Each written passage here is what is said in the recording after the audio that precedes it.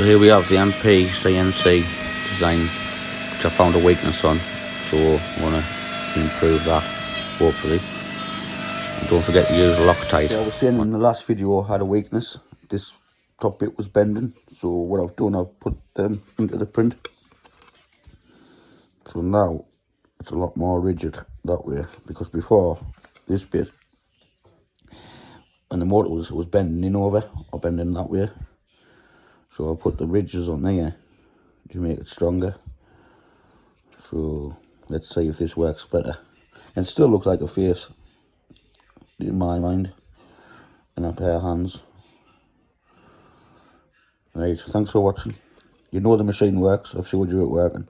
Watch the videos, and this is going to be a build up of how I make it from scratch, and it's going to cost a few quid because I want the top quality version, not the cheap and nasty one. So aluminium extrusions about £200, and all the wheels about £50, then a computer to run it, another £100. So it's not a cheap build, but it will pay for itself, as you've seen the work that I can do. On my tablet, and it started like that, and this is what I made.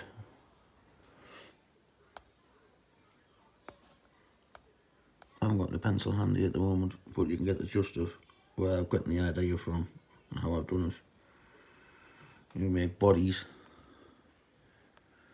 so I've had to make it in different parts. Then I took it from there and I loaded it into this, and that's how it became. And there's all the parts. So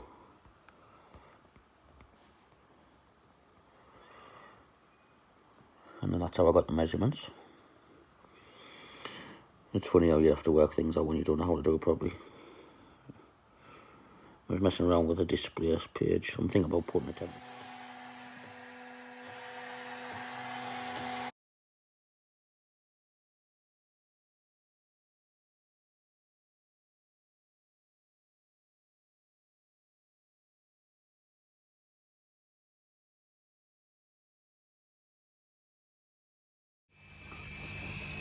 So this is the size I had in. This is the size that's going in. I'm going to use this to clean all the board up.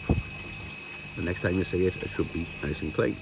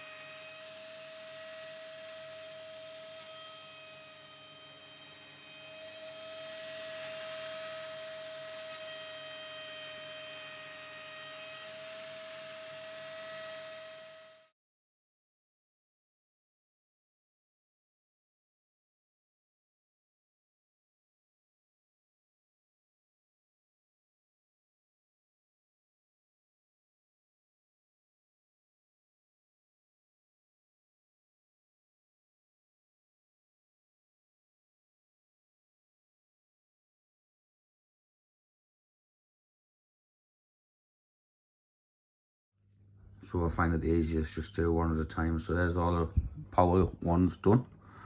Now we want to do all the blacks exactly the same. Keep it as neat as that. So now we have the power plug. The live from the plug goes to there, and I've run the earth back to the switch on here. So the earth, so that's the power point to the plug over there. That's the fan for on and off of this.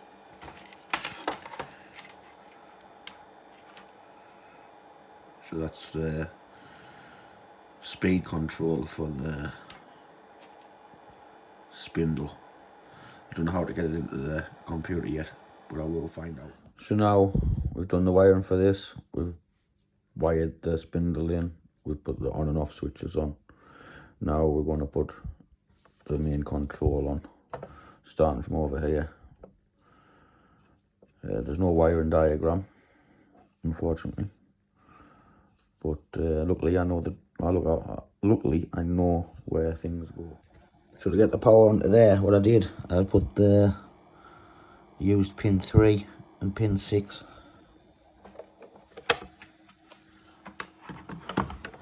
I went straight into the first one, second one, so that's pin 3, and that's pin 6 over here.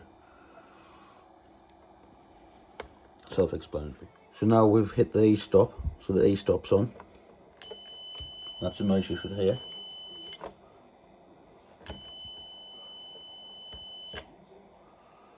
So E-stop will come on.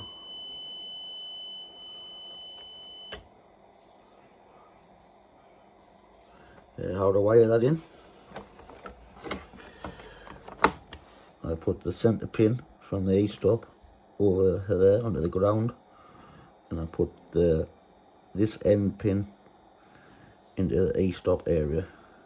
If you want more E-stops on, you just link it in series with that one. So you just do the next one here and put it somewhere else, and there it is, come on.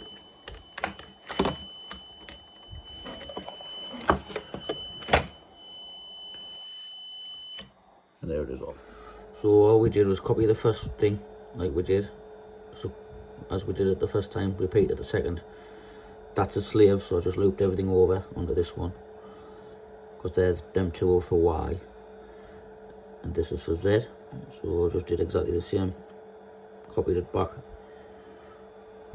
And it's pretty easy. You just copy the first one that you did, then it goes down. So then you've got, like, you did your first one as X, then you do your second one as Y, then you do your last one as Z, unless you've got another axis, and that's going to be A.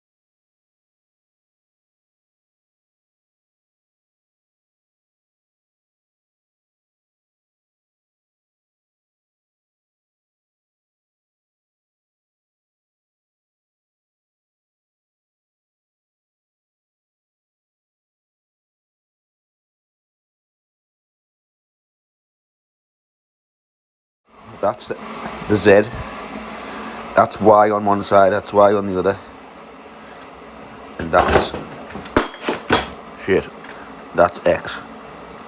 Job's a good one.